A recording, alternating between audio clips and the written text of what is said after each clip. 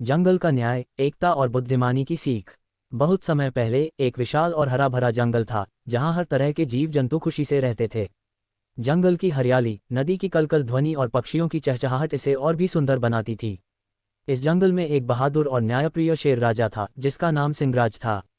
वह हमेशा अपने राज्य के सभी जानवरों का ख्याल रखता और किसी के साथ अन्याय नहीं होने देता था। लेकिन कुछ समय से जंगल में अशांति फैलने लगी थी। शेर ने देखा कि जंगल में छोटे जानवरों में भय बढ़ता जा रहा है।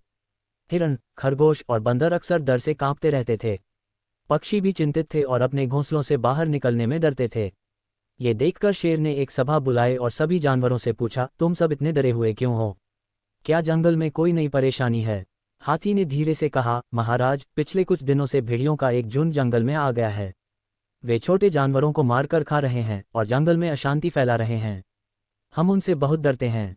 शेर ने भेड़ियों को अपने दरबार में बुलाने का आदेश दिया।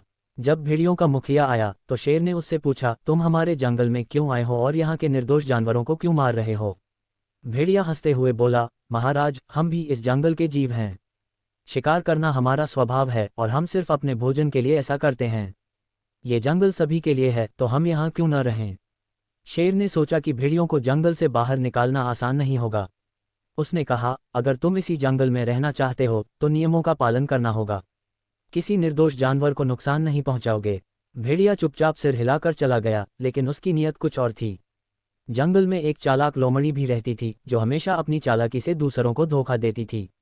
जब उसे भेड़ियों के आने की खबर मिली तो उसने सोचा, अगर मैं भेड़ियों का साथ दूं तो मुझे भी फायदा होगा। लोमड़ी ने भेड़ियों के मुखिया से दोस्ती कर ली और बोली, अगर तुम चाहो तो मैं तुम्हें जंगल में ताकतवर बना सकती हूँ। बस मुझे भी थोड़ा हिस्सा देना होगा। भेड़िया मुस्कुराया और बोला, हमें क्या करना होगा? लोमड़ी ने कहा, हमें जंगल के बाकी जानवरों को कमजोर करना होगा ताकि वे तुम्हारे खिलाफ कुछ न कर सकें। भेड़ियों ने लोमड़ी की बात मान ली और धीरे धीरे जंगल में डर फैलाने लगे। उन्होंने छोटे जानवरों को धमकाना शुरू कर दिया और जंगल में अराजकता फैलाने लगे।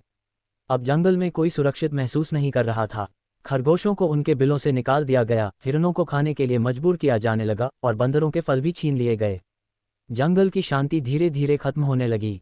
एक दिन एक छोटे हिरण का बच्चा भेड़ियों के झुंड के हाथों फंस गया। वह रोने लगा, कृपया मुझे छोड़ दो, मैंने तुम्हारा क्या बिगाड़ा है? भेड़िए हंसने लगे और बोले, अब जंगल में हमारी ताकत चलती है, तुम जैसे कमजोर जीवों की कोई कीमत नहीं। लेकिन तभी वहां से एक तोता उड़ता हुआ गुजरा। उसने ये सब देखा और तुरंत राजा शेर को इसकी खबर दी। जब शेर को ये पता चला तो वह बहुत क्रोधित हुआ। लेकिन वह समझ गया कि अगर उसने सीधे भेड़ियों पर हमला किया तो जंगल में और अधिक हिंसा हो सकती है। शेर ने हाथी, बंदर और अन्य सभी जानवरों को बुलाया और कहा, अब समय आ गया है कि हम अपने जंगल की रक्षा करें। हमें भेड़ियों को सबक सिखाना होगा, लेकिन बुद्धिमानी से।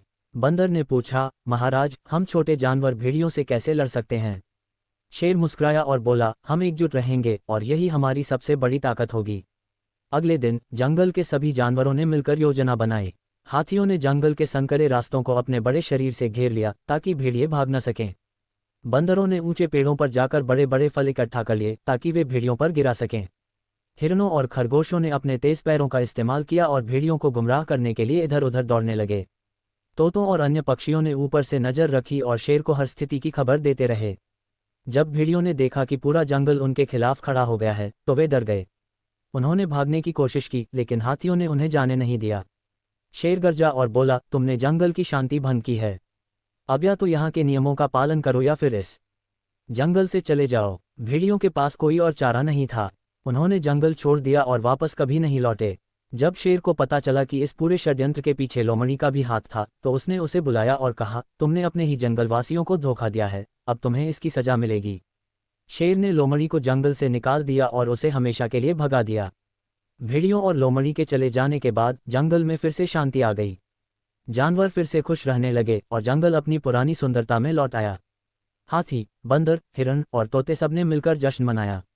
वे जानते थे कि यह जीत सिर्फ ताकत से नहीं बल्कि एकता और बुद्धिमानी से मिली थी। एकता में शक्ति होती है। जब हम सब मिलकर किसी समस्या का सामना करते हैं तो हम किसी भी मुश्किल को हरा सकते हैं। बुद्धिमानी ताकत से बड़ी होती है। यदि शेर ने बिना सोचे समझे हमला किया होता तो जंगल में हिंसा बढ़ जाती, लेकिन उसने चालाकी से भेड़ियों को हराया। धोखेबाजों को सजा मिलती है। लोमड़ी ने अपने ही जंगलवासियों को धोखा दिया और अंत में उसे इसकी कीमत चुकानी पड़ी।